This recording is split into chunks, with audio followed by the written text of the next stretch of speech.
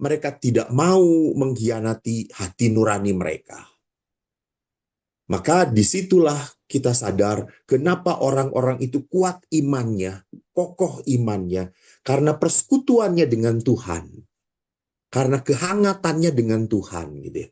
Karena dia sungguh merasakan bahwa ini adalah hal yang esensial, hal yang utama dan pertama. Maka kalau kita berbicara kembali tentang firman Allah, apa yang paling utama dalam hukum Taurat?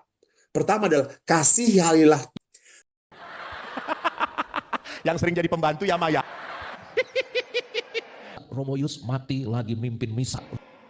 Yang artinya apa? Oke, mungkin apakah sudah kembali untuk Romo Eko dan Dr. Mona?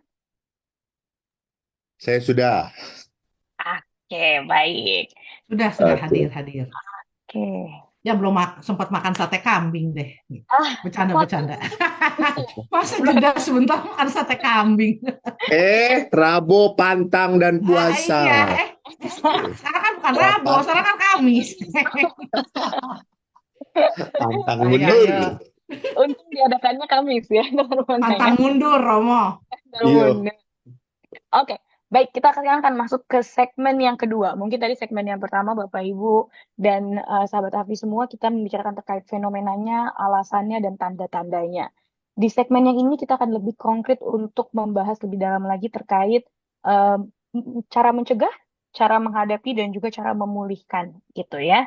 Di sini, saya ingin mengingatkan kembali untuk pertanyaan mungkin dari Bapak, Ibu yang juga ada di YouTube live stream, silakan disampaikan, gitu ya. Dan juga dari Zoom, bisa langsung dimasukkan ke Q&A gitu ya, fitur Q&A. Nanti di bagian akhir kami akan memilah dan memilih yang mana yang bisa kami tanyakan dalam ngobrol-ngobrol kita pada malam hari ini. Baik, nah kita mulai dari siapa dulu nih kira-kira ya? Oke. Mungkin karena Romo Eko yang sudah melihat ke saya, mulai dari Romo Eko terlebih dahulu. Romo Eko ngacung. Duluan. Oke, tadi kan kita membahas terkait cara mencegah ya, Romo Eko ya, kita di sini. Bagaimana spiritualitas bisa menjadi tanda kutip pelindung relasi gitu, Romo, dan bukan sekedar kewajiban ritual saja yang dijalankan individu dan pasangan-pasangan ini. Ya. Pertama, saya selalu mengingatkan pasangan, baik yang waktu saya berkatin, maupun kalau saya dalam seminar. Perkawinan itu bukan masalah kamu dan pasanganmu, bukan. Di dalam spiritualitas Kristiani, perkawinan itu adalah apa? Adalah cara Allah untuk membahagiakan engkau dan membermaknakan hidup engkau. Maka Allah yang menarik kalian satu dengan yang lain. Gitu. Jadi di sini ada persona ketiga, bahkan ini persona yang paling utama di dalam relasi, yaitu Allah, yaitu Tuhan. Jadi disinilah kenapa dikatakan bahwa perkawinan itu bukan hanya pria dan wanita, tetapi Allah. Maka Yesus, kalau kita kembali kepada firman, Yesus berkata, apa yang dipersatukan Tuhan. Jadi ini yang harus menjadi dasar hidup perkawinan seorang Kristiani. Saya harus sadar bahwa saya menikah dengan dia karena Tuhan yang mempersatukan. Kan kemarin juga waktu saya seminar dikatakan, Romo, saya kan kalau Ibu Mona sering mengatakan, Romo, menikah itu akhirnya kok seperti membeli kucing dalam karung ya Bu Mona ya. Lalu kucingnya kucing garong lagi.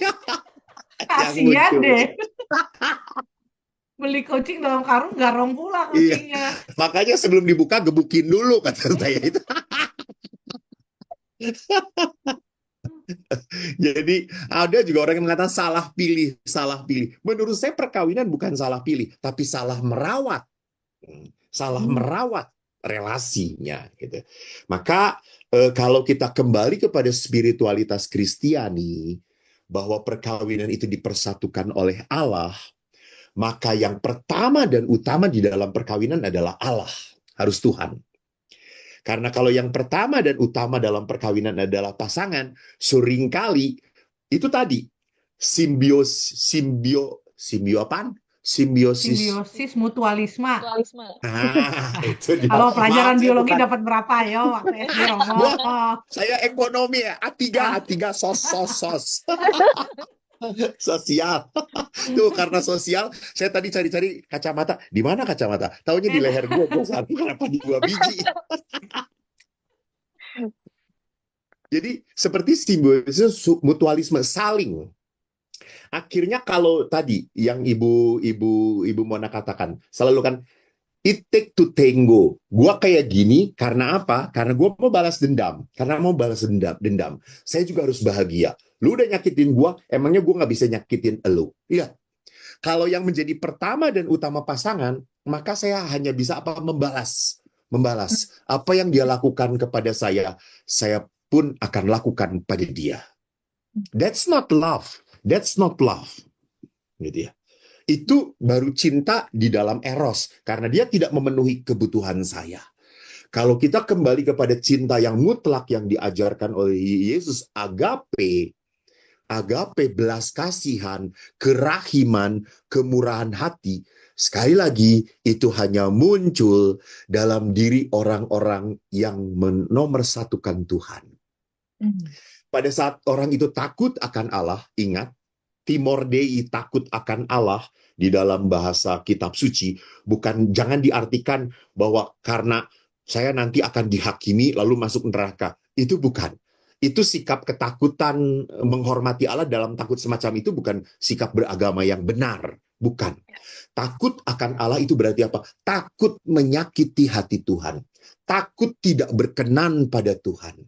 Allah sudah begitu mengasihi, Allah sudah begitu mengampuni. Saya takut mengkhianati cintanya Tuhan. Maka kalau Allah menjadi nomor 1, saya harus sadar bahwa rasa sakit, rasa kecewa yang begitu menyakiti saya, bukan berarti saya sendirian. Saya bersama Tuhan. Maka kalau saya lebarkan kembali, Yesus selalu berkata, pikulah kuk yang kupasang. Saya ingat sekali khotbahnya Bishop Barron, dia mengatakan kuk itu dalam tradisi Yahudi, kuk itu kan untuk sapi. Tidak pernah dalam tradisi Yahudi kuk itu hanya ditaruh di satu sapi. Selalu ada pasangan, selalu ada 2 sapi. Atau itu sapi atau kerbau atau apapun. Maka pada saat Yesus berkata, pikulah kuk yang kupasang, artinya apa? Yesus berkata, jangan merasa menderita sendirian. Dan. Saya bersama kamu. Saya bersama kamu. Saya yang bisa menguatkan kamu.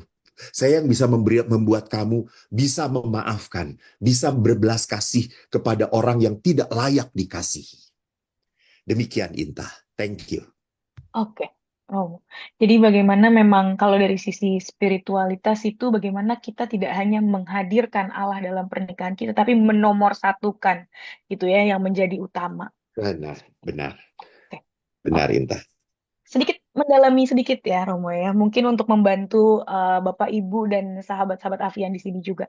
Adakah praktik rohani sederhana gitu yang bisa membantu pasangan tuh menjaga kesetiaan sehari-hari? Mungkin sehabis ini mereka mau langsung mencoba, soalnya ini apa yang perlu dilakukan? Kira-kira adakah Romo? Keren. Thank you Inta. Terima kasih.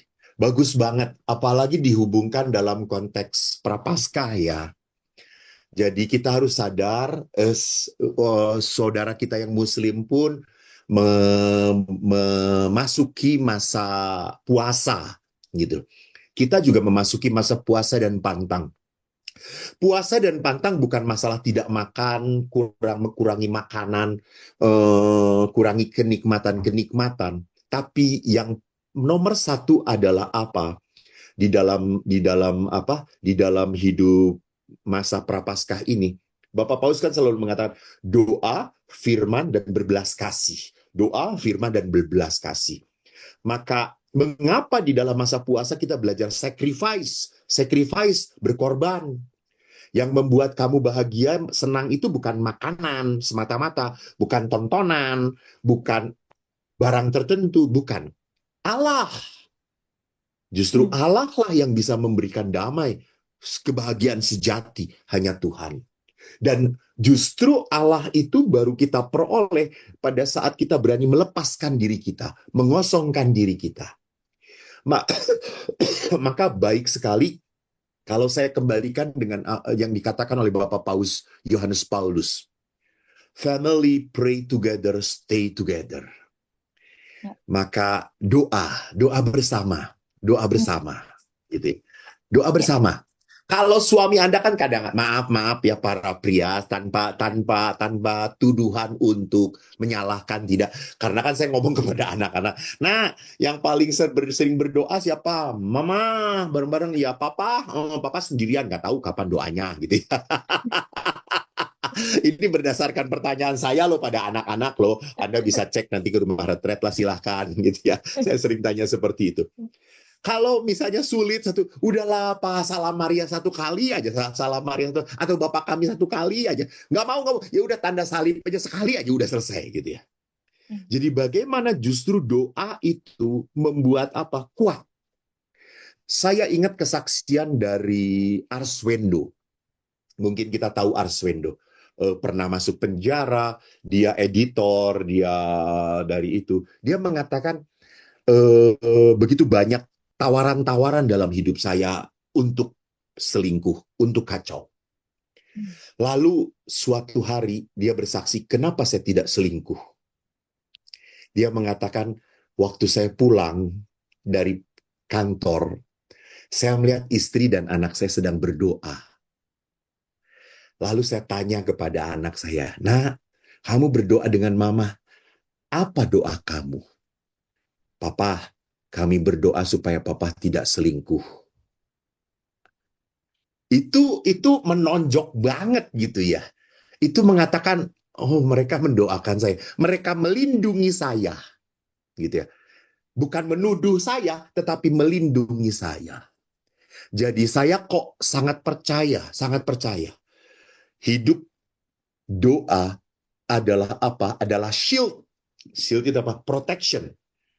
Adalah protection yang paling kuat untuk hidup berkeluarga, untuk hidup sebagai seorang imam. Bahkan sebagai seorang single pun apapun. Entah itu single mom karena sudah ditinggalkan, entah itu karena Anda memilih hidup sendiri. Sekali lagi, doa hanya bisa menjadi kekuatan yang pertama dan utama. Karena kebutuhan batin Anda akan dipenuhi oleh Allah. Thank you, Intan. Terima kasih, Om Eko. Jadi doa dan doa bersama juga itu ya Yes, yang right. lebih Ya, nilai. betul. Oke, baik. Bergerak sedikit ke arah sisi psikologi relasi, Dr. Mona. Tadi kita membicarakan terkait pencegahan ya, gitu. Apa yang paling penting dilakukan pasangan, Dr. Mona, agar tidak membuka celah tersebut bagi orang ketiga? Ya, wah ini bagus banget. Thank you ya Romo. Hal-hal yang sangat mendasar yang Romo tadi katakan ya. Kalau dari psikologi mungkin kita bisa coba 4 hal yang kita bisa lakukan untuk mencegah orang ketiga hadir. 1, sikap rendah hati. Itu sangat penting karena cukup banyak orang yang ketika dia tidak rendah hati, dia ngerasa ya nggak mungkin lah gue selingkuh gitu loh, gitu ya. Terus kejeblos gitu ya. Si Romo ketawa. Gayanya nyolot banget gue gitu loh, nggak mungkin gitu loh gitu ya. Overconfidence. Overconfidence itu bisa bikin kita kepleset ya Itu tuh ngundang setan itu tuh. Betul. Overconfidence itu ngundang setan itu. Betul. Jadi Nantang setan itu. bener, ditantang jadi lu dikasih ternyata KO gitu. Jadi itu sikap rendah hati itu penting banget. Termasuk bahwa enggak kok, aku tuh sempurna banget jadi nggak mungkin suami gue selingkuh. Nah itu juga sama gitu ya. Bukan hanya itu, tapi artinya kita punya kerendahan hati bahwa kita manusia, punya daging juga gitu ya. Tapi kita juga berjuang untuk bisa tetap menjaga nilai-nilai luhur gitu ya. Sehingga akhirnya sikap rendah hati itu membuat kita tuh eling ya. Orang bilang eling itu apa ya? Ngaca lah gitu ya. Kita jadi berperilaku dengan pantas, dengan layak, dengan baik, dengan adaptif gitu ya. Itu 1. Yang kedua, salah satu perwujudan dari sikap rendah hati tadi, kita melakukan check up relasi. Tidak harus ke psikolog, tidak harus ke Romo gitu ya. Tetapi check up relasi itu bisa dilakukan dengan hal-hal sederhana. Kalau ini contoh saya dengan suami saya gitu karena kami dua-dua orang yang aktif gitu ya. Jadi kalau teman laki-laki saya banyak gitu ya, teman ya, kolega. Lalu dia pun punya banyak teman, mau perempuan mau laki gitu ya. Jadi kita bisa. Nah, kalau saya sama suami saya itu kalau cara saya ngecek dia gitu ya, ngecek up relasi kami ke dia, saya selalu tanya papi, papi gitu. Lagi santai bisa ngobrol. Apakah sekarang ada saingan aku di hatimu? Aku nanya gitu. Oh, orang-orang bilang, norak banget. Sampai muntah-muntah gak sih? Tapi itu salah satu bentuk yang kita sambil manja, sambil santai, terus, papi ada nggak saingan mami di hati kamu gitu? Gitu. Karena kita kan nggak tahu, kita bukan bukan orang yang kepedean gitu ya ataupun sombong sehingga artinya hidup ini mengalir gitu ya. Orang bisa ada perjumpaan, ada seperti apa itu sesuatu yang rendah hati aja. Kemudian suami saya bilang nggak ada gitu ya. Terus saya bilang, "Tapi kalau ada kasih tahu mami ya," gitu. Nah, kasih tahu saya itu bukan nanti mau saya bogemin orangnya. Awal itu bukan. Tapi artinya itu tanda bahwa saya perlu menjaga secara ekstra suami saya. Nah, saya juga selalu bilang ke suami saya, aku juga kalau ada saingan kamu di hati aku akan bilang, aku akan minta kamu jagain aku. Nah, itu yang berikutnya. Jadi ketika kita sudah check up dengan trust yang tinggi, komunikasi yang baik, kedalaman yang cukup gitu, kita tuh saling menjaga dan yang kemudian dari check up relasi itu kita terbuka, minta pertolongan pasangan. Kalau ada, misalnya ada seseorang, papi itu orang itu tuh kok seseorang dari masa lalu tapi WA terus misalnya. Wah, Mona, aku ngelihat kamu tuh waktu itu ngomong sama Rono Eko di mana gitu ya. Nah, tapi dia mantan misalnya mantan saya. Mana kan kalau kalau saya tidak ngomong ke suami saya. Wah, kayaknya mantan udah mulai WA ini Pi gitu ya. Ternyata mami masih laku juga ya Pi, sambil bercanda ya. Tapi kemudian suami saya alert. Oh iya, dia rajin antar jemput gitu ya. Biasa juga saya nyetir sendiri, pulang sendiri, nggak masalah. Saya perempuan yang mandiri ya. Tapi ketika saya lagi minta untuk dijagain dia akan antar jemput saya.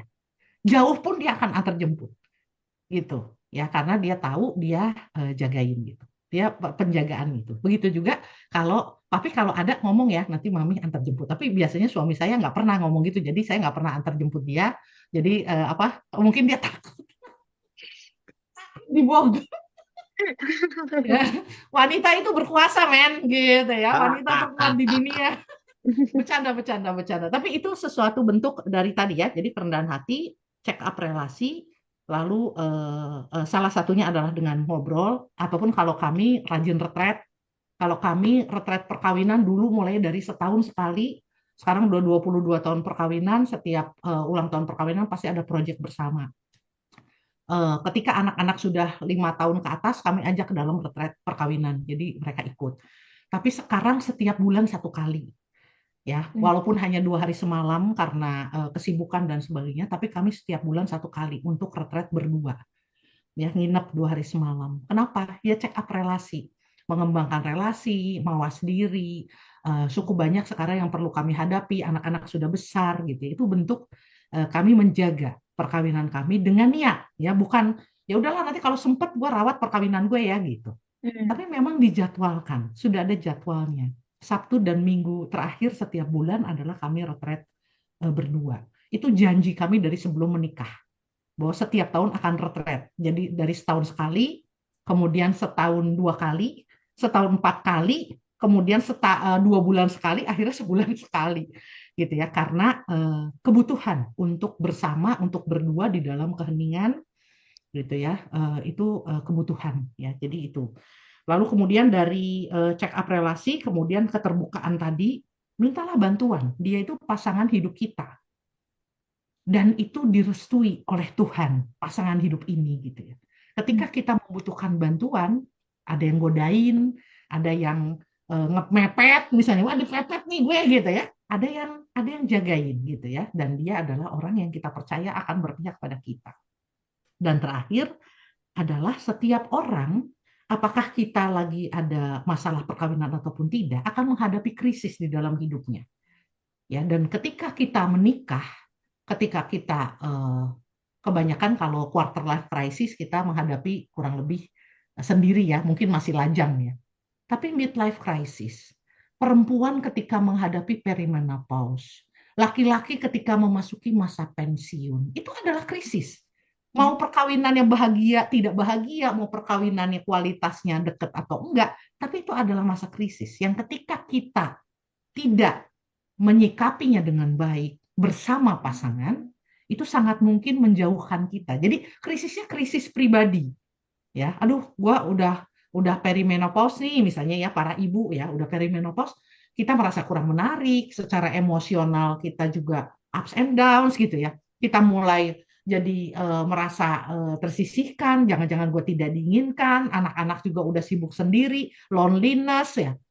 Kalau suami tidak aware, alah lu dasar bertingkah aja lu gitu ya, dan tidak menemani pada waktu krisis istrinya, ya itu bisa menjauhkan perkawinan. Begitu juga sebaliknya. Laki-laki yang sedang mengalami perubahan pekerjaan atau dia baru mendapatkan misalnya kekecewaan di tempat kerja atau dia menghadapi masa pensiun atau persiapan pensiun atau dia kena sakit penyakit yang membuat dia tidak mandiri. Ini para bapak di sini gitu ya, para kaum laki-laki yang indah gitu. Punya keberhargaan diri yang tinggi. Yang bisa dilakukan wanitanya, istrinya untuk mencintai dia adalah menghargai, menunjukkan sikap respect. Tidak ada laki-laki manapun yang terbayangkan kalau dia suatu saat misalnya sakit, lalu harus tergeletak, tidak berdaya, tidak bisa lagi melindungi dan menjaga keluarganya. Yang itu menjadi kebanggaan dia. Kalau di dalam masa krisis suami kita, seperti itu misalnya kondisinya, dan kita tidak menjaga dia, keberhargaan dirinya, menemani dia, itu akan jauh relasinya. Jadi yang keempat bagi saya adalah saling menemani di masa krisis yang akan cepat atau lambat semua orang pasti akan alami krisis-krisis di dalam kehidupan kita sesuai perkembangan kita sebagai human being, sebagai manusia gitu ya. Hidup di dunia akan ada masa-masa itu gitu ya. Perempuan yang baru melahirkan mengalami perubahan bentuk tubuh gitu ya. Perempuan yang baru menjalani operasi pengangkatan payudara karena menghadapi kanker payudara gitu ya. Dan dia kemudian survive dari maut, tapi kemudian dia punya body image berubah. Kalau suami tidak hati-hati, tidak peka di situ gitu ya, menganggap bahwa udahlah, cuman gitu aja gitu ya, itu akan sangat harmful ya. Mungkin nggak sampai perselingkuhan, tapi itu akan menjauhkan, menyakiti. Gitu mungkin Inta. Jadi 4 hal itu punten untuk secara psikologis perlu kita antisipasi. Baik, oke. Terima kasih Dokter Mona. Jadi memang sikap rendah hati, jangan overconfident gitu ya tadi kata Romo Eko juga, lalu check up relasi dengan ngobrol gitu ya, dengan diniatkan, meminta bantuan dan juga saling menemani dan menjaga saat masa krisis yang pasti semua orang pasti akan melewati ke depannya gitu. Dan mungkin karena tadi juga ada yang konkret gitu ya yang kita tanyakan ke ke Romo Dokter Eko. Romo, Dokter Romo. Dukun. Romo Eko. Mungkin sedikit yang pertanyaan agak lebih konkret juga, Bu Mona ya, Dokter Mona. Batasan seperti apa ya, Dokter Mona, yang perlu kita tegakkan gitu, boundary seperti apa yang sehat kita lakukan, kita tegakkan dalam pernikahan ini, terutama di dunia digital dan media sosial yang sekarang, wah banyak sekali nih goda-godaan yang berbeda dengan 10-15 tahun yang lalu, Dokter Mona.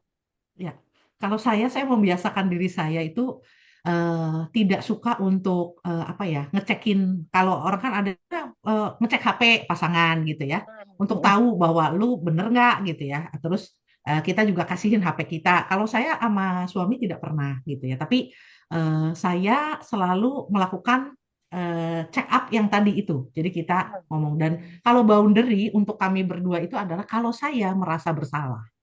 Kalau saya melakukan sesuatu dan saya ini bener apa enggak ya, itu mendingan nggak dilakukan. Kalau saya gitu boundary-nya. Gitu. Jadi sesuatu yang kemudian menjadi keraguan dari suara hati kita, jangan dilakukan. Cheating itu gitu. Cheating itu bisa bertingkat seolah-olah jadi kita tuh tidak merasa bersalah karena kita terbiasa untuk membungkam si suara hati itu, rasa bersalah itu. Mon, kayak gitu tuh nggak boleh. Kamu harus ngomong loh ke suamimu kalau soal itu gitu ya. Bahwa mantanmu tuh WA misalnya gitu ya. Nah itu harus ngomong. Ya udah saya ngomong. Kalau saya nggak ngomong, maksud saya adalah kok nggak enak ya kalau nggak ngomong. Padahal ya nggak ada apa-apa. Tapi mending ngomong aja gitu. Gitu Ya, nggak apa-apa. Nah terus kemudian suami saya responnya gimana gitu ya. Itu kemudian oke kita apa. Nah jadi boundary itu bagi saya eh, adalah ketika kita merasa tidak enak, merasa bersalah, jangan dilakukan. Gitu kita kemudian ajak atau diskusi sama pasangan kita supaya dia terlibat di dalam eh, kondisi ini gitu ya. Dia tahu kondisi ini dan apa yang harus dilakukan. Jadi bukan saya yang menghadapi, tapi kami menghadapinya berdua. Nah, itu akan membuat boundaries untuk mencegah orang ketiga masuk. Menurut saya itu. oke, baik. Jadi Ya. suara-suara yang ada di dalam hati kita tuh kita dengarkan gitu ya. Dan Mm-mm. kembali Mm-mm. lagi sesuai dengan tagline-nya juga, kita belajar jadi kita. Bawalah pasangan untuk masuk dalam diskusi, dalam percakapan ini juga gitu, biar tidak harus dihadapi sendiri. Baik, tadi kita berbicara terkait pencegahan. Sekarang kita masuk ke dalam menghadapinya gitu. Nah, apabila sayangnya gitu ya sudah terjadi gitu. Mungkin sekarang pertanyaannya ke Romo Eko juga, dalam iman sering ada tuntutan untuk langsung mengampuni, Romo Eko. Bagaimana Romo memaknai pengampunan yang sehat dan bukan yang menekan diri sendiri, Romo? Ya, Kanon 1152 dalam Gereja Katolik mengatakan pasangan yang berselingkuh, yang bersalah, engkau dipanggil untuk bertobat. Jadi apa namanya? Gereja itu selalu mengajarkan pertobatan, ongoing repentance. Jadi pertobatan itu selalu, karena kita selalu jatuh. Kita manusia lemah. Jadi di sanalah pentingnya sebuah semangat mau bertobat. Bertobat itu bukan berarti cuma mengakui kesalahan, tetapi juga harus restorasi, memperbaiki, gitu ya. Jadi jangan sampai orang bertobat tapi terus makin keras kepala gitu. Yang penting kan gue udah tobat, yang penting kan udah gua tobat gitu. Anda Iya, mempermainkan kata pertobatan. betul. Kalau kita kembali kepada Yesus, pertobatan itu apa? Pergilah dan jangan berbuat dosa lagi. Itu jelas banget dikatakan oleh Yesus kepada orang-orang yang berdosa. Pergilah dan jangan berbuat dosa lagi. Lalu yang kedua, bagi pasangan yang tidak salah, bagi pasangan yang terluka, bagi pasangan yang disakiti lah dalam hal ini. Ya. Selalu larinya kepada sebuah pengampunan. Kenapa pengampunan itu menjadi obat yang paling mutakhir untuk menyembuhkan batin, tetapi juga pengampunan adalah obat yang paling pahit, paling pahit untuk ditelan bagi orang yang sedang sakit. Karena forgiveness, pengampunan, itu mengembalikan Mengembalikan kedamaian. Jadi kalau prinsipnya Ibu Teresa kan bagus banget gitu ya. Saya mengampuni bukan karena dia sudah berubah, bukan karena dia sudah bertobat, bukan karena dia sudah mengakui kesalahan. Enggak. Saya mengampuni karena saya ingin damai. Ya. Karena kita harus sadar bahwa kalau orang tidak bisa mengampuni, mohon maaf, secara spiritual, nanti Ibu Mona pun akan bisa melihat dari secara kejiwaannya. Orang itu merawat kesakitan, merawat kepahitan, merawat ketidakdamaian dalam batin dia. Luka kok dirawat, luka itu disembuhkan. Jadi luka itu bukan dipelihara, gitu ya. Kita menangis boleh, kan? Betul, kita kecewa boleh, sangat manusiawi. Take time to mourn, oke. Ambil waktu untuk berduka cita. Tapi jangan sampai duka cita itu berkepanjangan. Bukan seperti itu. Allah menawarkan damai, damai, damai. Kita tidak pernah damai kalau gelas batin kita dipenuhi dengan amarah, dengan sakit, dengan kecewa. Nggak akan masuk damai Tuhan karena gelas kita penuh dengan amarah, kesakitan itu. Maka lepaskan dulu, tumpahkan dulu, bebaskan dulu batin kamu. Saya ingin membebaskan. Bagaimana secara hal yang mudahnya gitu ya. Hal yang mudahnya supaya bisa saya melepaskan. Coba awali dengan apa? Doakan orang yang menyakiti kamu setulus hati. Setulus hati. Doakan. Doakan.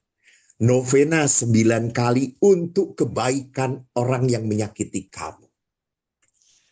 Pada saat itu, pada saat Anda selesai novena, Anda akan mengalami pembebasan.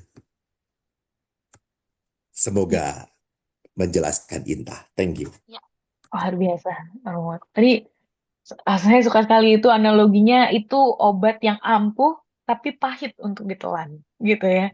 Betul. Jadi emang susah buat nelennya, pahit, tapi begitu masuk bisa udah sangat ampuh sebenarnya peran obat itu ya. That's right. Betul. Oke, baik. Kalau gitu mungkin bergerak sedikit ke Dokter Mona. Kalau kita membicarakan apabila sayangnya sudah terjadi suatu perselingkuhan dalam pernikahan atau hubungan romantis, apa kesalahan terbesar Dokter Mona yang biasanya dilakukan pasangan dalam fase awal krisis perselingkuhan ini? Ketika sudah terbongkar ya, Inta ya. Ketika sudah terbongkar ya. Ya.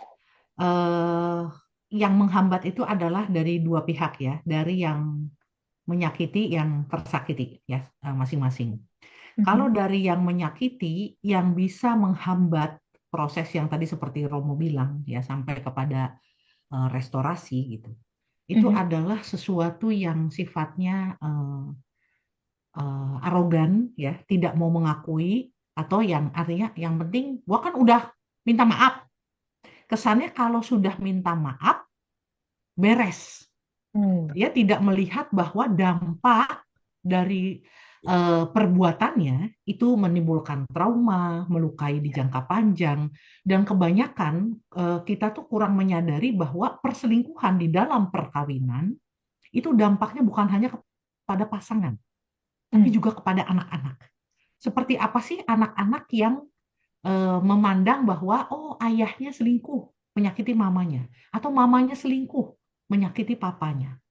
Dua-duanya mereka sayang gitu ya. Jadi kita seringkali dari pihak yang menyakiti, hambatannya adalah ketika kita berpegang kokoh gitu pada sesuatu yang sebetulnya tidak berdasar, adalah bahwa gue udah bertobat, gue udah minta maaf, kurang apa lagi, lu kurang apa lagi gitu. Dan ketika dia merasa sudah minta maaf, merasa yang tadi Romo bilang istilahnya mempermainkan pertobatan gitu ya. Pertobatan tuh bukan seperti itu. Pertobatan tuh mau membayar harga dari penebusan dia gitu. Dia mau melakukan apa? Harus ada sesuatu yang berubah. Gitu. Nah, tapi dia nggak mau bayar. Dia mau minta maaf, tapi nggak mau bayar. Contoh. Gue kan udah minta maaf, tapi gue nggak mau mutusin pacar gue. Ya biar aja lah, nanti dia tahu sendiri bahwa gue udah nggak mau sama dia. Gitu. Jadi nggak ada closure bagi si pasangannya bahwa kamu janji untuk berpisah dengan dia dan tidak akan mengulangi perbuatannya. Alasan segala macam gitu. Menurut saya, Kenapa AU gitu, AU. Kenapa hanya A dan U gitu, AIUEO gitu ya. Ya karena intinya nggak mau gitu ya. Jadi dia nggak mau nuntasin gitu. Dan kemudian tidak mau membayar harganya. Ketika pasangannya dia ketahuan selingkuh, kemudian pasangannya kesakitan, malam-malam tiba-tiba nangis, atau kalau para suami diselingkuhin itu biasanya tiba-tiba marah, tiba-tiba gelisah, tiba-tiba manja, tiba-tiba kayak drama deh gitu ya, kayak film India lah gitu ya, terlalu ini banget, emosional banget. Terus kita bilang, ih lebay banget sih lo, ih berlebihan banget tuh, banyak tahu orang yang selingkuh biasa aja, baik-baik aja perkawinannya, nggak apa-apa tuh teman-teman gue pada selingkuh, istrinya biasa aja nggak kayak lo gitu. Nah itu kan gila ya. Maksud saya itu yang menghambat. bagaimana apa ya? Dia menghambat sendiri pertobatannya gitu ya, menjegal dirinya sendiri dan tidak mau melipur, membantu untuk melipur. Artinya tidak mau menebus lah apa yang dia sudah lakukan. Itu hambatan terbesar. Lalu kalau dari yang disakiti nih Inta, dari yang disakiti juga ada hambatan yang bisa membuat akhirnya perkawinan itu baik kembali gitu. Tadi Romo Eko bilang pengampunan itu obat yang pahit tapi manjur. Ya Iya. obat biasanya gitu ya, obat yang manis jarang ya, gitu ya. Jadi obatnya pahit tapi manjur tuh kalau diminum. Nah, yang menghambat kita mengampuni adalah pandangan bahwa kita itu kalau salah, orang salah ke kita tidak membalas itu namanya bego. Gimana tuh ngomong? Merasa untung rugi gitu ya. Ya gue kan udah, lu kan yang nyakitin gue ya. Gitu. Jadi gue nggak mau lah, enak aja lu. Nanti lu gampang aja, lu kira gue gampangan gitu ya. Lu kira gue bodoh kali dilakukan itu. Karena memang orang diselingkuhin itu merasa bodoh. Kok gue bisa ya? Gue ini adalah perempuan keren, gue ini adalah laki-laki yang baik, bagus. Kok gue bisa dibegoin begitu gitu. Dia nggak bersedia. Sehingga kalau mengampuni begitu mudah, gue ngampunin, ya bego namanya gue gitu. Nah itu sesuatu yang akhirnya cinta itu pada waktu kehilangan kepercayaan di dalam relasi cinta, relasi itu berubah menjadi transaksional. Ya. Lu lakukan ini, gue bales. Gue balesnya segitu. Kalau lu begitu, ya gue juga harus begitu. Maksudnya harus membalas lu setimpal dengan kesalahan, bukan gitu. Jadi tidak ada lagi dalam bentuk ketulusan atau kerelaan, karena mengampuni itu memberi. Itu adalah proses giving yang tertinggi. Mengampuni itu. Melepaskan, mengampuni kalau di dalam psikologi itu adalah melepaskan hak kita untuk menghukum orang yang bersalah pada kita. Itu adalah mengampuni, melepaskan hak untuk menghukum orang yang bersalah pada kita. Nah, mengampuni itu tidak mudah karena di dalam pikiran kita pengennya adalah membalas, menyakiti dia lagi, nggak harus dengan cara selingkuh, tapi pengennya membalas. Jadi mengampuni itu mungkin prioritas terakhir ketika orang merasa sangat kesakitan. Sehingga sebetulnya pengampunan yang betul-betul sudah matang dan siap mengampuni itu bukan kata maafnya. Ya udah gue maafin lu gitu ya. Kadang-kadang kata maaf sudah dikeluarkan, tapi sebetulnya proses pengampunan belum tuntas. Nah, proses pengampunan itu bisa tuntas kalau secara psikologi, kalau saya ngelihat kuncinya adalah di psikologi compassion, belas kasih. Ketika kita melihat bahwa orang yang bersalah pun, itu dia tuh mengalami kejatuhan, maka dia mengalami itu. Ada sesuatu yang perlu kita perlakukan dengan belas kasih. Dia tuh punya penderitaannya. Sehingga dia jatuh berselingkuh, tidak bisa menepati janjinya sendiri. Dia mengalami kejatuhan. Tapi seringkali orang yang tersakiti karena pasangannya selingkuh, kita sulit melihat bahwa yang selingkuh itu sedang jatuh. Kita ngelihatnya dia enak-enak gitu ya, nikmat gitu ya, happy-happy lu ya gitu ya, enak lu ya gitu. Nah, sehingga membuat kita nggak bisa mengampuni. Karena enak banget lu, rugi dong gue ngampunin lu gitu. Ketika kita bisa melihat bahwa kasihan ya dia, bahkan janjinya sendiri nggak bisa dia tepati. Janji di hadapan Tuhan loh. Itu kasihan ya dia membutuhkan aku supaya dia bisa kembali ke jalan yang benar. Nah, kalau kita bisa melihat itu, kita bisa mengampuni pada waktu itu. Tapi itu proses yang saya tahu secara manusiawi tidak mudah, sehingga saya, walaupun saya sebagai psikolog, saya ingin mengatakan ada banyak hal yang bisa kita lakukan, perbuatan-perbuatan yang agung, yang luhur, yang mulia, yang sulit dilakukan manusia biasa, itu kita bukan mengandalkan kekuatan kita, tapi kita meminta bantuan dari yang menciptakan kita, yang mengutus kita, yang mencintai kita. Gitu. Dia meminta kita naik level ketika kita akhirnya bisa melakukan hal yang luar biasa. Kita tuh naik level. Karena manusia biasa nggak mudah lakukan itu. Tapi kita bisa melampaui itu. Itu namanya naik level. Jadi itu adalah buah dari perjalanan pergelutan ketika orang yang terluka, tapi kemudian dia bisa melihat dari sisi belas kasih memberikan pengampunan, itu kita naik level. Tidak mudah, tapi Ibu dan Bapak ada orang-orang seperti itu nyatanya gitu ya. Dan karena itulah perkawinannya bisa bertahan bahkan setelah perselingkuhan. Gitu psikolog Inta. Oke, baik. Luar biasa, Dokter Mona. Jadi memang ternyata ada hambatan atau kesalahannya masing-masing gitu ya dalam saat menghadapi masa awal krisis ini begitu saat pertama kali terbongkar gitu. Dan itu dari dua belah pihak ternyata tidak hanya dari salah satu saja. Dan mungkin karena sangat berhubungan gitu ya, bisa kita langsung melanjutkan gitu. Tadi Dokter Mona juga menyebutkan ternyata bisa gitu ya pulih kembali dari kejadian atau ya kejadian perselingkuhan yang sangat disayangkan ini juga. Em, Faktor apa, Dokter Mona, yang menentukan bisa atau tidaknya sebuah pernikahan tuh bangkit kembali gitu, yang bisa membuat pernikahan tuh pulih kembali dari luka yang seperti ini? Yang dirusak dari perselingkuhan itu adalah trust, kepercayaan, gitu Ya. ya. Itu pasti. Itu yang apa di psikologi pembahasan tentang trust itu luar biasa ya, eh, kompleks gitu ya. Ya. Trust itu sulit membangunnya, tapi gampang merusaknya, gitu ya. Satu kali selingkuh gitu, jangan kan selingkuh ya, maksud selingkuh apa? Bohong ya, bohong misalnya. Gimana tadi si mami kamu ngomong apa telepon kamu gitu ya. Ini nggak selingkuh nih mamanya gitu. Pasti jelek-jelekin gue ya. Enggak, dia bilang kamu Mona, kamu apa misalnya gitu ya. Enggak, karena takut nanti istrinya marah kalau mertuanya ngomong apa gitu ya. Nah, itu aja kalau ketahuan, jangankan selingkuh ya, ketahuan begitu aja udah bisa nggak percaya.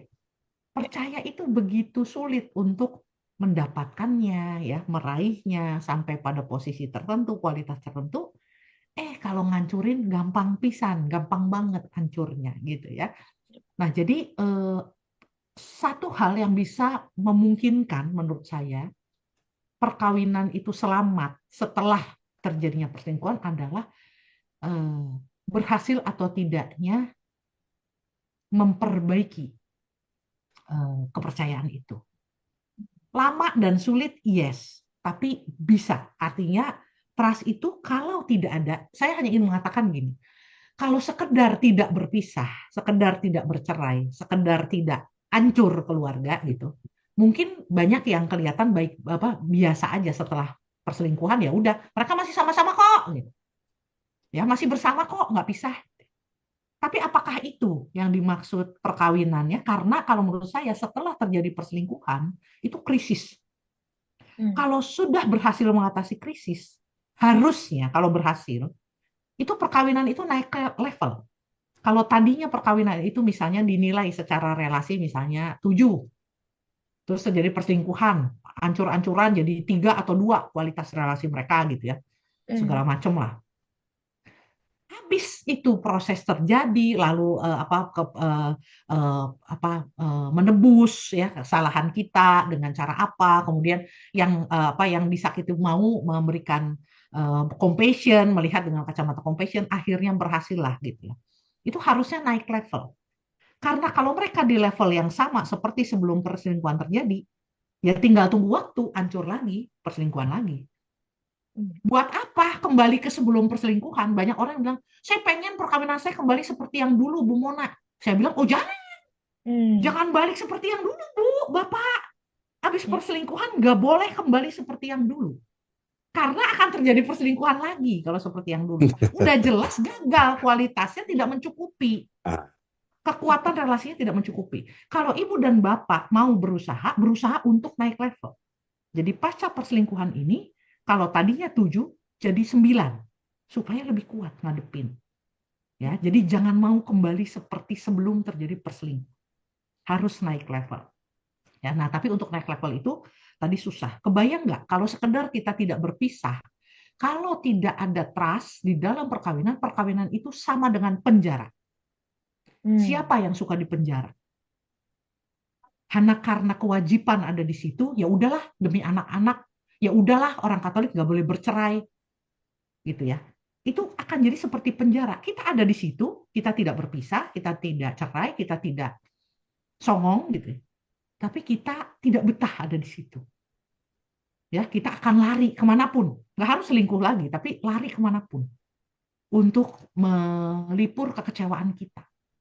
Bagus kalau kemudian kita bisa masuk ke dalam batin dan kemudian berdoa, kemudian bertemu dengan diri kita yang versi terbaik gitu ya. Yaitu versi terbaik diri kita itu ketika kita dekat dengan Tuhan sebetulnya gitu ya. Nah, itu syukur alhamdulillah gitu ya. Tapi kalau tidak, hidup perkawinan akan terasa seperti penjara. Kapan bebasnya? Nunggu laki gue mati.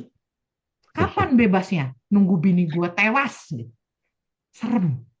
Nah, jadi memang kalau menurut saya cara selamat untuk selamat setelah perselingkuhan adalah memperbaiki trust, di situ relasinya pulih. Perjalanan untuk memperbaiki trust itu tidak mudah, tetapi itu menguji masing-masing pihak.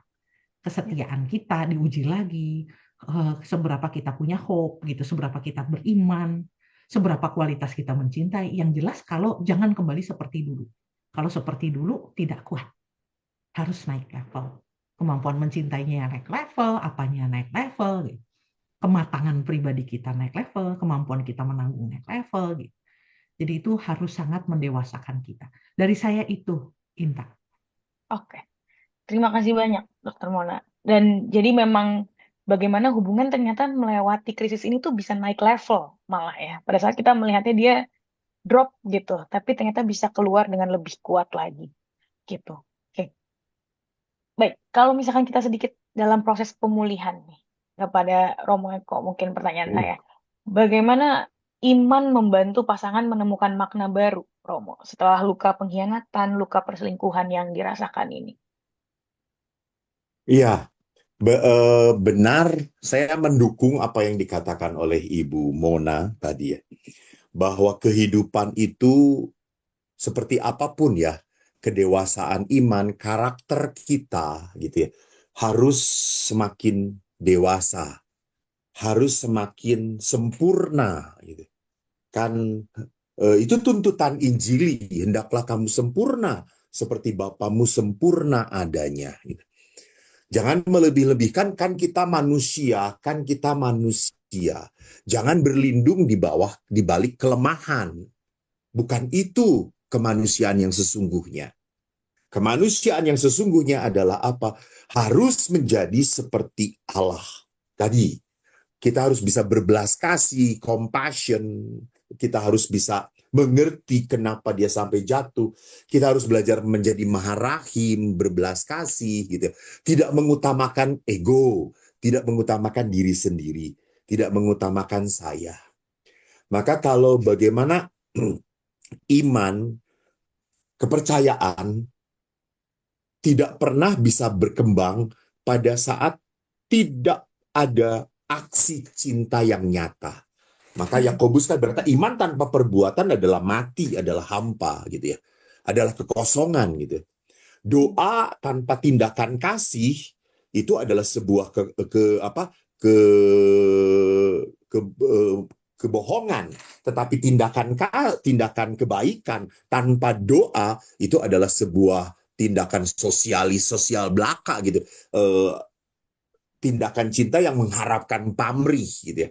Mengharapkan baik. Saya baik, kamu juga harusnya baik gitu. Itu kan kasih yang dout des gitu, memberi untuk membalas dengan harapan. Doa inilah yang memurnikan. Maka iman di dalam kerangka memperbaiki kembali tadi trust, memperbaiki lagi relasi, tentunya harus dimunculkan.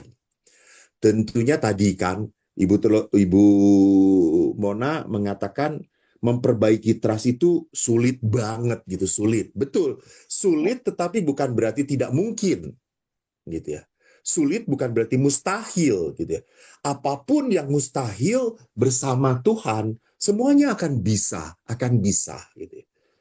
Manusia itu bisa mempunyai keutamaan, bisa mempunyai kerendahan hati, bisa mempunyai hidup yang keren banget, bagus banget.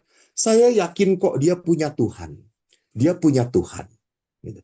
Ada Allah, ada roh Tuhan yang menjadi kekuatan dia. Mengapa orang-orang kudus sampai berani mati? Mengapa orang-orang kudus sampai rela memberikan nyawanya gitu. Kenapa nggak ngikutin aja sih gitu ya? Udah pura-pura nyembah aja lah, apa namanya, pura-pura menyembah raja dan seterusnya seperti yang dikatakan di dalam perjanjian baru juga. Kenapa nggak pura-pura? Enggak. Mereka tidak mau mengkhianati hati nurani mereka. Maka disitulah kita sadar kenapa orang-orang itu kuat imannya, kokoh imannya, karena persekutuannya dengan Tuhan, karena kehangatannya dengan Tuhan, gitu ya. Karena dia sungguh merasakan bahwa ini adalah hal yang esensial, hal yang utama dan pertama. Maka kalau kita berbicara kembali tentang firman Allah, apa yang paling utama dalam hukum Taurat? Pertama adalah kasihanilah Tuhan Allahmu dengan segenap hatimu, dengan segenap jiwamu, dengan segenap pikiranmu. Baru hukum yang sama dengan itu adalah kasihilah sesamamu manusia, seperti engkau mengasihi diri sendiri. Jadi orang hanya bisa mengasihi sesamanya, mengampuni sesamanya, berbelas kasih, compassion tadi yang dikatakan, kalau Allah menjadi yang utama, menjadi sumber kekuatan yang saya pegang, gitu ya. Jadi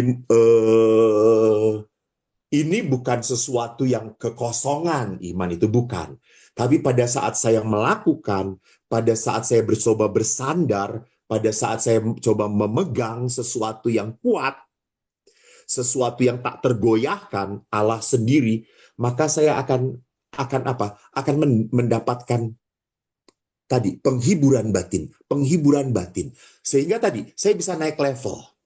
Naik level yang dikatakan oleh Ibu Mona itu bukan semata-mata karena kemampuan saya, bukan. Saya kok percaya pasti ada unsur ilahi, ada unsur roh Tuhan yang bekerja di dalam batin dia. Itu Intan. Terima kasih.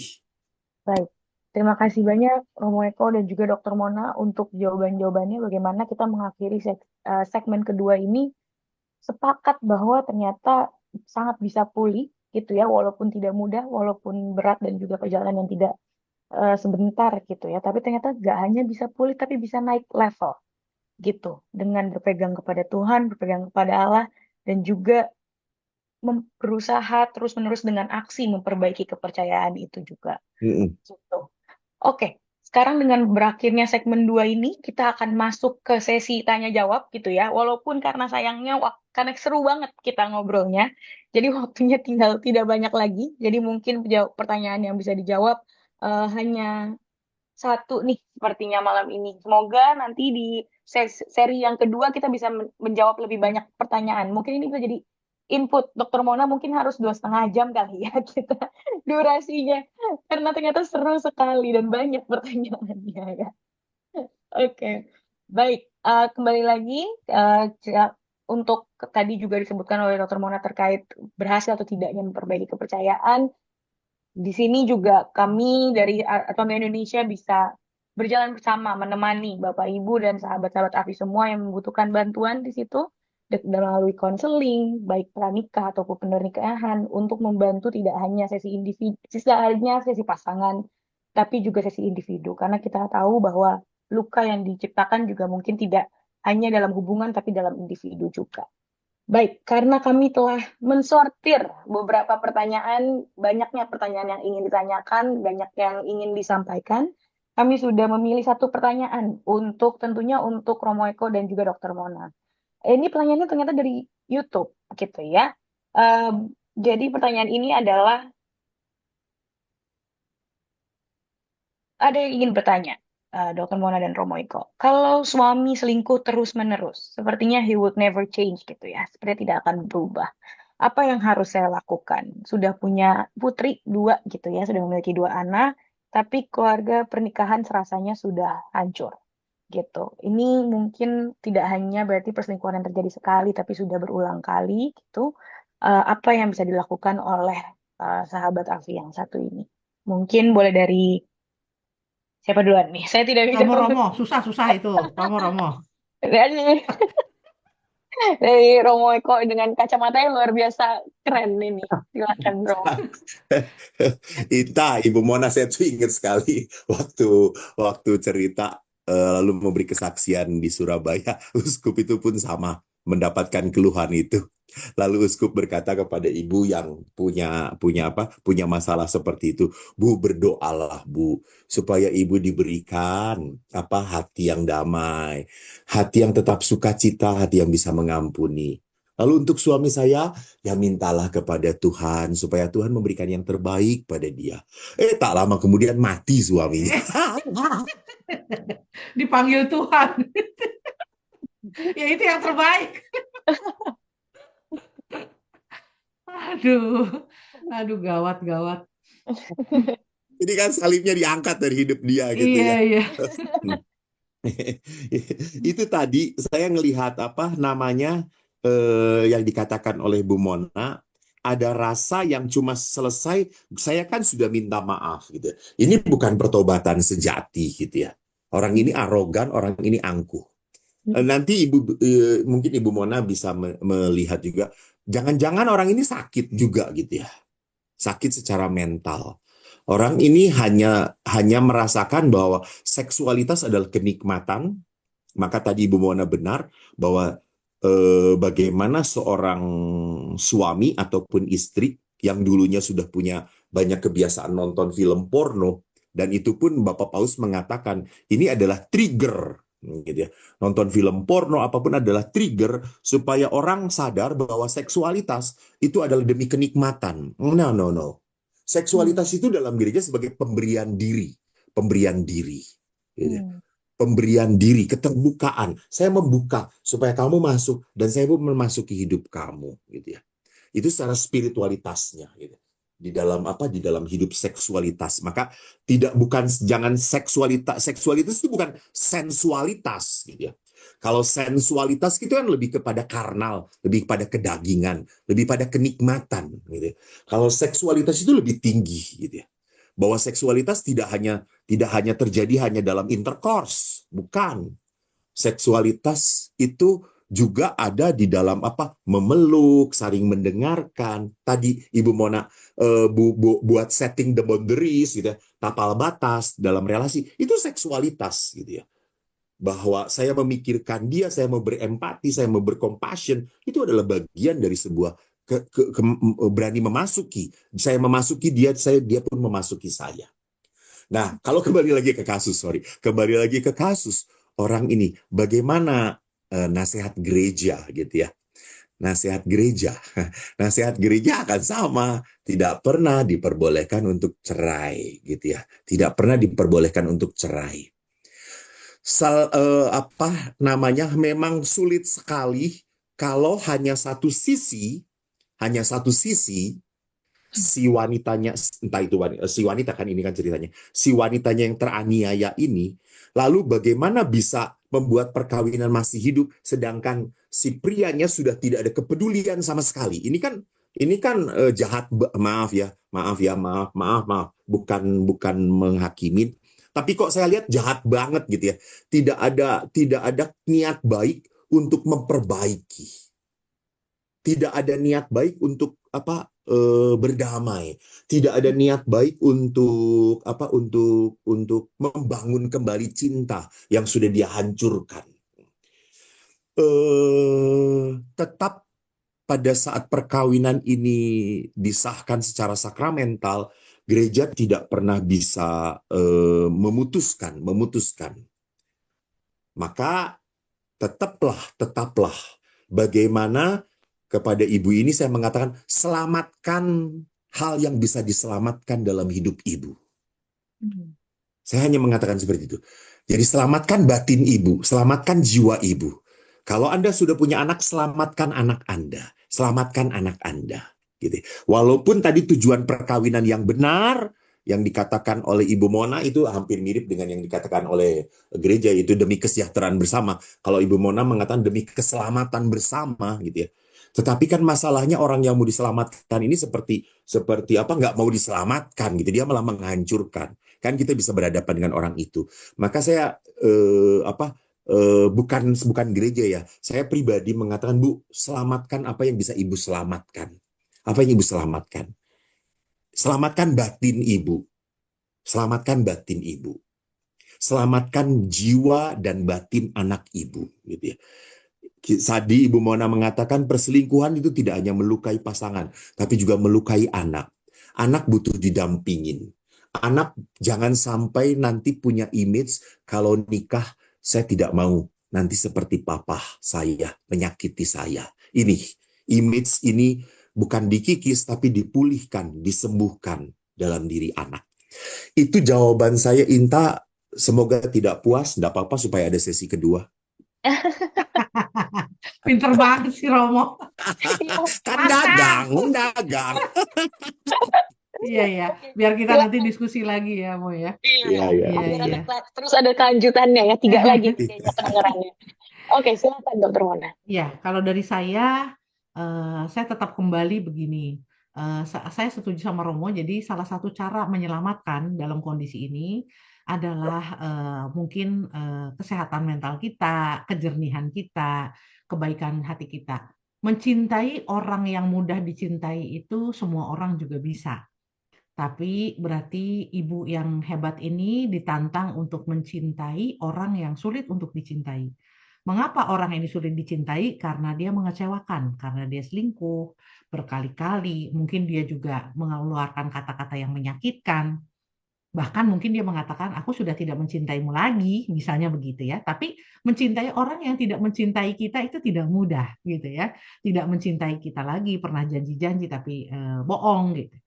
Nah, jadi kalau misalnya itu bisa diupayakan sebagai bentuk menyelamatkan gitu ya bagi diri kita sendiri, terutama bagi anak-anak, kita juga nggak apa-apa kalau ayahnya tidak mau, tapi nggak apa-apa kita mungkin minta maaf kepada anak-anak bahwa perkawinan papi mami tidak baik, pastinya itu juga menyakitimu, mami sangat sedih, kamu juga kesakitan. Mami berharapnya tentu kamu tidak sakit gitu ya. Apalagi ini anak 2 perempuan semua ya, saya kebayang sekali ya. Lalu, tapi bagaimanapun dengan kondisi seperti ini, kita tetap keluarga ya, Mami dengan kalian berdua. Ya kita juga sama-sama doain Papi kalau misalnya dia bisa, kalau misalnya tidak pun kita harus baik-baik. Kalian harus jadi anak yang baik. Kalau menurut saya itu yang bisa dilakukan. Jadi kalau tentang bagaimana proses itu kita masih disakiti, mungkin ekspektasi kita yang dikurangi. Ada berbagai hal bagaimana mengatasi kekecewaan. Yang satu adalah dengan mengurangi ekspektasi supaya kita tidak terlalu kecewa gitu ya. Katakanlah misalnya ini menjadi hobi baru. Hobi barunya tuh selingkuh, nyebelin banget memang gitu ya. Tapi supaya kita tidak kecewa ya ekspektasi kita dikurangi. Yang kedua, kalau ekspektasi kita nggak bisa kurang, kemampuan toleransi kita yang dinaikin. Ya, itu lebih susah lagi sebetulnya ya. Kemampuan toleransi kita terhadap hal itu, kita melihat bahwa itu adalah bentuk kejatuhan-kejatuhan yang butuh doa kita juga, bagaimanapun dia adalah pasangan hidup. Memang yang kata Romo, kalau bisa diselamatkan, kita selamatkan. Tapi kalau orang dewasa, soal saling menyelamatkan, begitu ya, harus ada 2 unsurnya. Satu, kemauan. Yang kedua, kemampuan. Kalau salah satunya tidak ada, tidak bisa. Kita mau diselamatkan, tapi kita tidak melayakkan diri. Nggak bisa. Gitu ya, tidak memampukan atau melatih lah, paling enggak apa ya, kriteria-kriteria ya kita cobalah penuhi gitu ya, seberapapun gitu ya, jatuh kita bangun lagi, jatuh bangun lagi, itu masih ada harapan menurut saya ya, ketika mau untuk bertobat gitu ya, mau dan kemudian melayakkan diri, mencoba terus gitu. Tapi kalau salah satu apalagi dua-duanya tidak ada, ya memang bukan salah kita gitu ya, artinya yang penting kita sudah berusaha, kalau menurut saya gitu ya. Begitu juga orang tua kepada anak. Orang tua mendoakan anaknya terus, pengen anaknya selamat, kembali ke jalan yang benar. Tapi ketika anak itu sudah dewasa dan dia memilih jalan untuk tidak benar, dia tidak mau dan tidak mampu atau keduanya gitu ya.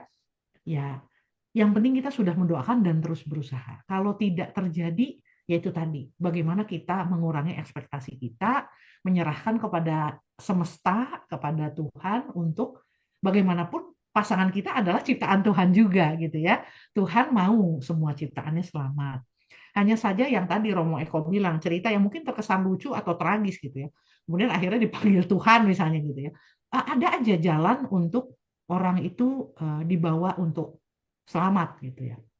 Ya semoga teguran-teguran kecil nanti ibu bapak perhatikan deh kalau keluarga hal-hal kecil sederhana kita tidak bisa dipercaya merawat perkawinan menepati janji perkawinan tidak bisa nanti akan mempengaruhi karir itu tuh sesuatu yang ripple effect ya karena itu tuh prinsip-prinsip di dalam hukum alam ya, apapun agamanya gitu. Kalau kita tidak bisa dipercaya hal kecil, kita tidak akan bisa dipercaya hal besar. Mungkin muncul masalah di tempat pekerjaan atau di tempat yang lain gitu ya.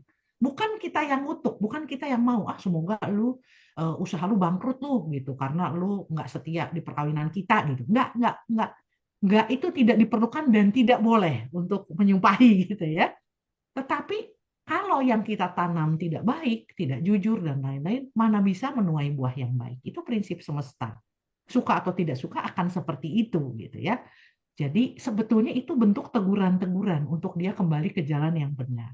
Tapi kalau masih tidak bisa juga gitu ya, kita coba ngingetin tidak bisa, coba ya sudah. Gitu. Ya tadi saya setuju sama Romo. Apa yang bisa diselamatkan diselamatkan. Ya batin kita jangan sampai kita jadi batin yang pendendam gitu ya. Masa gara-gara dia yang dalam tanda petik tidak mau selamat terus saya jadi buruk gitu. Saya juga tidak selamat gitu ya. Jadi mungkin batin kita dulunya orang yang ceria, orang yang optimis gitu ya. Kita coba untuk healing, kita coba untuk apa. Jadi tidak apa-apa untuk menyembuhkan atau berusaha untuk menyembuhkan diri gitu ya supaya kita tidak menjadi orang yang pendendam, menjadi orang yang pencuriga, menjadi orang yang terus mengeluh gitu ya. Tapi kita bisa tetap menjadi pribadi yang terang lah gitu ya. Nah itu kalau dari saya. Saya ikut sedih untuk ibu dan salam peluk buat dua putrinya. Kalau mereka di usia yang sudah bisa ngobrol, merasakan apa yang mamanya rasakan, boleh diajak dipeluk lalu berdoa bareng gitu ya. Lalu saling berbincang, saling menguatkan gitu ya. Dan nggak apa-apa, kita sendiri pun nggak apa-apa, nggak usah sama suami untuk minta maaf ke anak kita untuk luka-luka yang ditimbulkan akibat perkawinan kita kepada dia. Ya, sambil tetap mendoakan mereka bisa menjadi pribadi yang semakin kuat, perempuan-perempuan yang hebat gitu ya. Perempuan yang hebat tuh bukan yang anti laki-laki atau yang tidak percaya laki-laki. Tapi perempuan yang hebat itu perempuan yang bisa menggunakan apa yang diberikan Tuhan dengan keperempuanan kita untuk mencintai. Orang yang hebat itu orang yang mencintai. Ya semoga ibu juga kemampuan mencintainya semakin ditingkatkan, tidak tergantung dari apakah suami ibu mencintai ibu atau tidak, tapi ibu menjadi pribadi yang semakin bersinar. Terima kasih ya ibu ya. Oke, baik. Terima kasih banyak Dokter Mona dan juga Romo Eko untuk jawabannya. Mungkin kita sudah di penghujung acara gitu ya. Mungkin saya titip ke Romo Eko dan Dokter Mona untuk take home message nih. Masing-masing ada pertanyaannya masing-masing gitu take home message-nya. Untuk Dokter Mona mungkin apakah ada pesan psikologis gitu yang mau disampaikan ke Bapak Ibu dan sahabat ASI semua yang dapat mencegah atau bagaimana kita menghindari kehadiran orang ketiga. Itu bisa nanti disampaikan di akhir. Untuk Romo Eko, apakah ada pesan rohani terkait kesetiaan yang mungkin ingin disampaikan di akhir acara pada malam hari ini? Sambil mempersiapkan, nah ini berikan ruang untuk mempersiapkan terlebih dahulu. Saya izin untuk share screen dan mungkin tadi Dr. Mona sempat menyebutkan gitu ya, ada retret, ada marriage retret. Di sini Ad Familia Indonesia bekerja sama dengan Pratista mengadakan beberapa marriage retreat pada tahun 2026. Nah, di sini kami memiliki 4 retreat yang berbeda. Untuk yang ada retreat G, R, O, dan juga W. Untuk retreat G, gratitude sudah dijalankan beberapa kali ya di beberapa tahun terakhir. Nah, di tahun ini sudah waktunya kita bergerak ke arah retreat R dan juga retreat O, yaitu retreat relationship dan obstacles.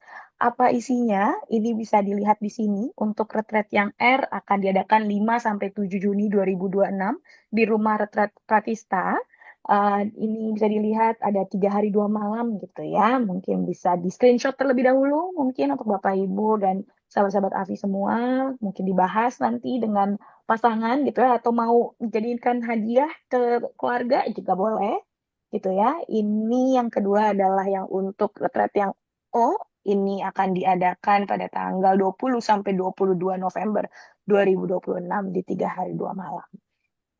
Mungkin pertanyaan banyaknya Romo Ekonya ada atau tidak? Ada tentunya nanti ya pada saat di retret-retret ini gitu.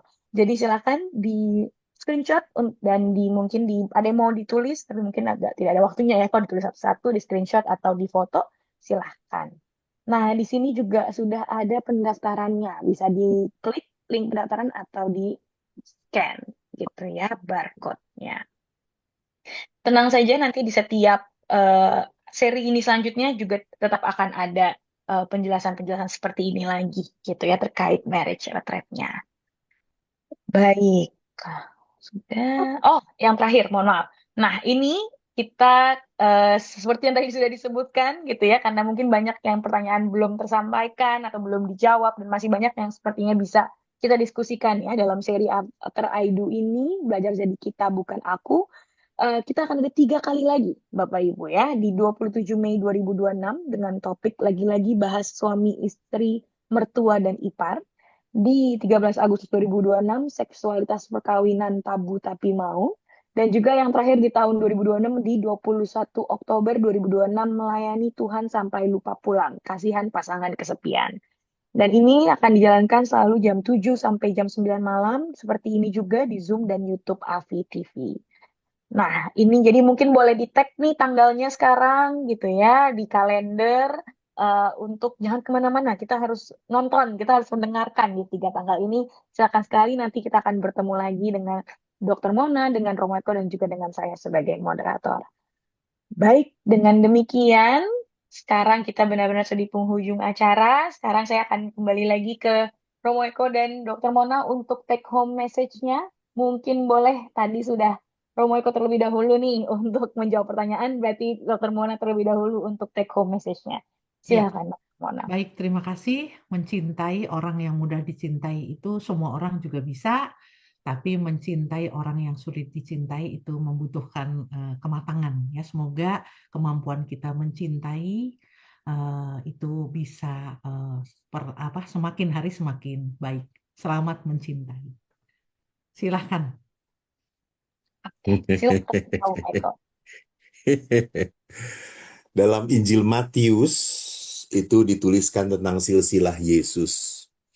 Kalau kita lihat silsilah Yesus, cukup banyak orang-orang yang diangkat dalam silsilah Yesus adalah orang-orang yang pernah gagal, pernah jatuh, pernah mengkhianati, pernah selingkuh bahkan. Daud seperti itu. Tetapi tidak hilang dalam silsilah keselamatan. Itu artinya apa? Tuhan mengerti. Tuhan berhadapan dengan manusia yang lemah. Maka Tuhan selalu memberikan pengampunan. Maka Bapak Ibu sadarlah Anda menikah dengan pasangan yang lemah. Maka pernikahan hanya selamat kalau Anda bisa pula mengampuni. Sekali lagi, mengampuni itu supaya baik, keluarga kita baik. Bukan supaya saya baik, tetapi untuk kebaikan keluarga. Tuhan memberkati. Thank you. Oke, baik. Terima kasih banyak. Oh, sekarang kita mulai doa. Kita akan diri dengan juga. Saya akan secara baik.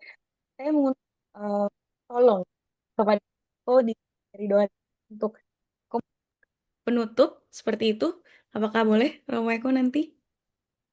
Aku nggak dengar ngaku-ngaku gitu. Oh, Saya suaraku matikan hilang ya? hilang. Oke. Iya. Seperti sudah hadir? Suaranya udah ada lagi? Udah, oke. Oke, ya, saya akan menutup dengan doa. Saya Oke. mengundang Romo Eko untuk nanti memberikan berkat penutup di akhir, Oke, Romo. baik. Oke, baik kalau gitu. Oke, saya izin menutup dengan doa dengan agama Katolik. Nanti yang mungkin beragama berbeda bisa menyesuaikan. Baik, mari kita berdoa dalam nama Bapa, Putra, dan Roh Kudus. Amin. Amin. Allah Bapa yang Maha Kasih, kami bersyukur kepadamu atas penyertaan sepanjang acara pada malam hari ini. Terima kasih atas setiap ilmu dan pengalaman yang telah kami dengarkan. Engkau telah mempertemukan kami dalam semangat kasih dan pembelajaran untuk semakin memahami makna pernikahan. Lindungi dan mampukanlah setiap pasangan, calon pasangan, dan keluarga yang hadir pada malam hari ini. Kuatkanlah mereka dalam kasih yang setia, dalam kesabaran menghadapi tantangan, serta dalam kerendahan hati untuk saling mengampuni dan melayani. Roh Kudus, sumber kebijaksanaan dan penghiburan, tinggallah dalam hati kami. Bunda Maria, Bunda keluarga kudus, dampingilah setiap keluarga agar senantiasa setia kepada kehendak Allah. Amin. Silakan Romo untuk memberikan berkat penutup bagi kami semua. Tuhan bersamamu, Dan bersama Allah yang Maha Rahim. Engkau tahu setiap pergumulan anak-anak-mu. Di dalam hati mereka ada kegelisahan, ada ketakutan, ada kesakitan. Tuhan, inilah kami, makhluk yang lemah ini. Makhluk yang sulit sekali untuk mengampuni. Makhluk yang sulit sekali untuk melepaskan. Namun Tuhan, kami mau datang kepadamu. Karena kami percaya hanya kuasa-Mu yang dapat melegakan kami semua. Tuhan, angkatlah derita batin anak-anak-Mu ini. Biarkanlah berkat-Mu tinggal di dalam hati mereka dan menjadi sumber kekuatan bagi mereka untuk setia dalam kebaikan mereka. Berkat Tuhan menyertai Anda semua, Bapa, Putra, dan Roh Kudus. Amin. Amin. Shalom Bapak Ibu, terima kasih. Terima Terima kasih. kasih Romo Eko, Dr. Mona, panitia. Thank you. Sampai jumpa lagi. Ibu.